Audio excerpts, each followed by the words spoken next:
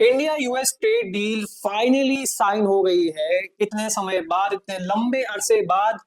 अब ये trade war, ये टेरिफ वॉर जाकर समाप्त हुआ है। ट्रंप ने, जैसे आपको पता ही है, डोनाल्ड ट्रंप ने ट्रुथ सोशल के जरिए ये अनाउंस किया। और उसके बाद भारत के प्रधानमंत्री श्री नरेंद्र मोदी जी का भी ट्वीट आया। उन्होंने एक्स पर इसको कोरोबरेट किया। एंड देन मैं कुछ चर्चा करना चाहता हूँ इस ट्रेड डील के बारे में, क्योंकि बहुत सा दुष्प्रचार, अधिप्रचार हो रखा है, propaganda, miss information around trade deal. तो मैं थोड़ा सा बहुत संक्षिप्त में इसके बारे में कुछ बताना चाहता हूँ आपको। तो जैसा कि हम उन्हीं के ट्वीट को एनालाइज करेंगे जो डोनाल्ड ट्रंप ने किया है, क्योंकि अभी इस ट्रेड डील की डिटेल्स तो नहीं आई है, तो हम उसी को थोड़ा सा एनालाइज करने की कोशिश करते हैं। तो जैसा कि ट्रंप ने कहा कि ये इसमें हम रशिया से ऑयल खरीदना बंद करने वाले हैं।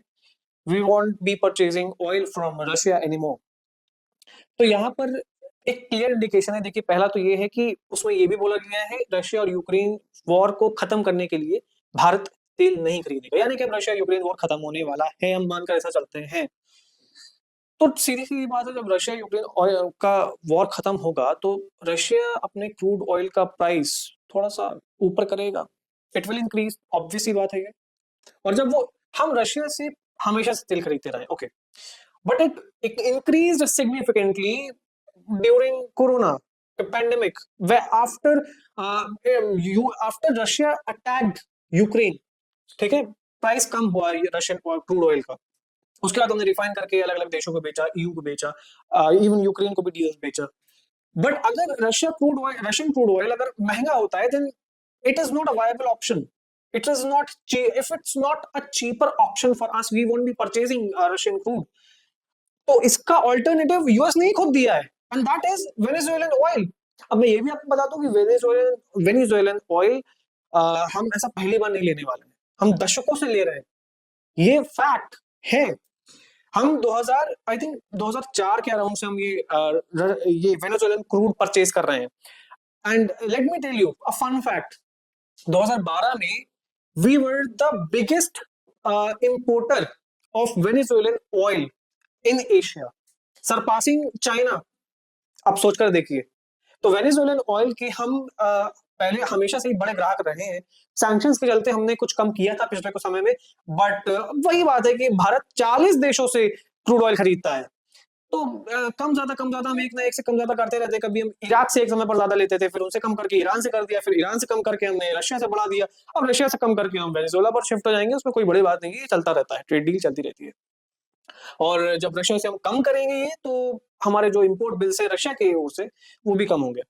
Anyway, we move on to the next one, which is tariff. तो यार ये देखो, आपको भी पता है ना कि टैरिफ जो है ना, वो बड़ा लंबा पेच रहा है। ये ऐसा कांटा है जो चुभता है सबको। और चाहे वो, चाहे वो इंडियन बिजनेसेस हो, चाहे वो अमेरिकन सिटीजन हो जिनको महंगे दामों पे सामान खरीद रहे हैं वो, तो ये सबको चुभता है। और इंडिया सिग्निफिकेंटली एक्सपोर्ट करता है अमेरिकन मार्केट में, तो यहाँ पर हमारा फिजिकल सरप्लस रहा है हमेशा से। तो अब 50 to 18% आ चुका है टैरिफ, यानी कि जो रेसिप्रोकल टैरिफ थे, जो प्यूनिटिव ड्यूटीज थी, प्यूनिटिव ड्यूटीज सब खत्म कर दी जा चुकी हैं, और वो 50 to 18% आ चुका है। अब यहाँ पर बड़ी बात ये है कि आपको ये समझना होगा कि बांग्लादेश के ऊपर भी इस वक्त 20% टैरिफ्स हैं। बीट बांग्लादेश, बीट वियतनाम, इन सबके ऊपर 20% टैरिफ है। पाकिस्तान के ऊपर भी 19% टैरिफ है, भारत से 1% ज्यादा। ऑल दो they don't produce anything, they don't export anything to US except Sycophants army chiefs, but anyway, इसके बाद अगर हम चर्चा करें ट्रेड डील के आगे को लेकर, तो जो हमारा टैरिफ कम हुआ है, अब हमारा टेक्सटाइल्स में, फास्ट कंज्यूमर गुड्स में, फास्ट फैशन गुड्स में सीधा कंपटीशन होगा वियतनाम और बांग्लादेश। बांग्लादेश का मार्केट जो टेक्सटाइल के लिए फेमस है, फास्ट फैशन गुड्स के लिए फेमस है। अब भारत का भी उससे कंपटीशन होगा, सीधा कंपटीशन है। मैं आपको ये बता दूं, चाइना का 34% टैरिफ है। तो जो भी कमोडिटी, जो भी सामान, जो है प्रोडक्ट है, भारत उसको सब्स्टिट्यूट कर पाता है चाइना को अमेरिकन मार्केट में, वो definitely American citizen Indian products choose करेंगे ओवर चाइनीज, क्योंकि डेफिनेटली वो सस्ता मिलेगा। इसके बाद बात आती है कि हम वो ट्रम्प इस बारे में भी चर्चा कर रहे हैं, मतलब उन्होंने ट्वीट में डाला हुआ एग्रीकल्चरल प्रोडक्ट्स के बारे में। देखिए सीधी सी बात है, we will allow corn, probably soya, maize, barley और जो भी ये क्रॉप्स हैं, we may allow those, but GMO seeds definitely not. वो रेड लाइन थी, वो रहेगी, वो हमेशा रहेगी। एंड ऑल्सो डेयरी प्रोडक्ट्स नहीं आएंगे, नहीं आएंगे, आप लिख के ले लिए, नहीं आने वाले। भारत को 0% टैरिफ वाली बात कही गई है कि भारत भी 0% टैरिफ की ओर काम करेगा, will eventually work towards it. अगर आप अगर आप पूरे ट्वीट को एनालाइज करें तो। एंड मोर ओवर दैट, इसके बाद ट्रंप एक और चुरन पकड़ाते हैं, $500 बिलियन की ट्रेड। मतलब सोच रहे हैं $500 बिलियन कितना होता है? इतनी ट्रेड मुझे लग रहा है चाइना और इंडिया की कंबाइंड नहीं होगी। मतलब अगर हम देखेंगे ट्रेडिंग पार्टनर्स में से, भारत की अमेरिका के साथ जो ट्रेड है वो आई थिंक $212 बिलियन की है। इसमें से जो कमोडिटीज की ट्रेड रही है, जो भारत इंपोर्ट करता है, अमेरिका एक्सपोर्ट करता है, वो अराउंड $45 बिलियन का है। अब मुझे एक बात समझाइए आप, जो $45 बिलियन को हम इंपोर्ट करते हैं, वो $500 बिलियन को तक कैसे पहुंचेगी? It is no way possible, right?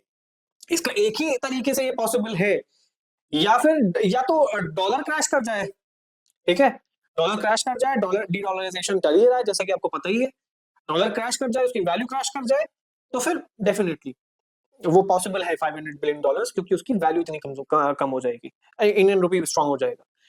या फिर ये जो चूरन पकड़ाया है ट्रंप ने माका क्राउड को, ये वैसे ही होने वाला है जैसा कि हमेशा से वो पकड़ाता हुआ आया है डोनाल्ड ट्रंप।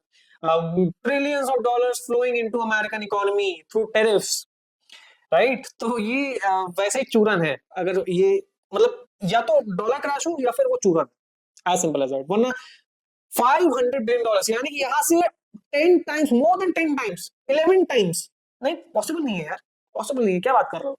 नहीं पॉसिबल, इतना ट्रेड नहीं बढ़ सकता, 10 फोल्ड थोड़ी बढ़ जाएगा।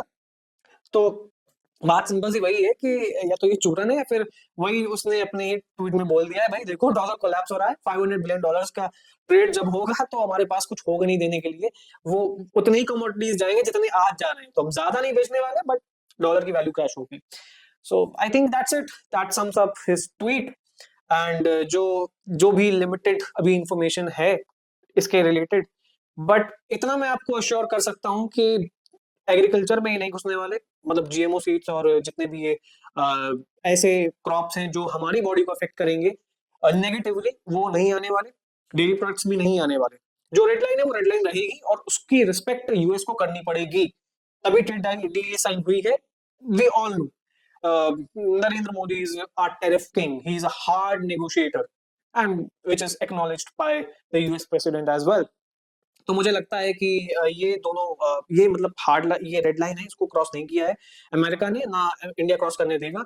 बाकी जो टैरिफ के और जितने भी आने वाले समय में ये जैसे जैसे अनफोल्ड होगा और डिटेल्स हमें समझ में आएगा कि क्या क्या अलाउ है इस ट्रेड डील में, किसको रिलैक्सेशन मिला है और कौन कड़ी निगरानी में रहेगा, किसमें ज्यादा टैरिफ्स रहेंगे, किसमें नहीं रहेंगे। Let's see, wait wait and watch.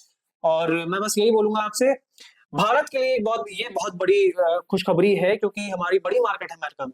और दूसरी बात ये भी है कि now we are into the competition with Bangladesh, Vietnam and all these countries which are literally a significant player in textiles.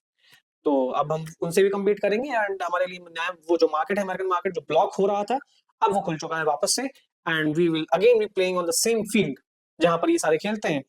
Bharat ने पिछले एक साल में 5 एफटीए साइन किए अलग अलग देशों और यूनियंस के साथ, चाहे वो यू के साथ हो, चाहे वो यूके के साथ हो, चाहे वो ओमान के साथ हो, चाहे वो न्यूजीलैंड के साथ हो, चाहे वो अभी अमेरिका के साथ हो, अभी चिली के साथ होने वाला है आने वाले समय में, अभी कनाडा मार्क आने वाले हैं मार्च में। तो मुझे लगता है कि अभी बहुत कुछ होना बाकी है, पिक्चर अभी बाकी है मेरे दोस्त। तो तैयार रहिए अभी इस देश में और पूरे जियोपॉलिटिकल जो भी अभी अलग अलग ग्रुपिंग्स होती जा रही हैं, बहुत कुछ होना बाकी है और बहुत मजा आने वाला है, और ट्रेड में भी भारत को बहुत मजा आने वाला है। तो ये जलसा होगा और इस पार्टी को हम सब एंजॉय करेंगे, because these all trade deals will be in the favour of India. I can completely assure you. जय हिंद, जय भारत।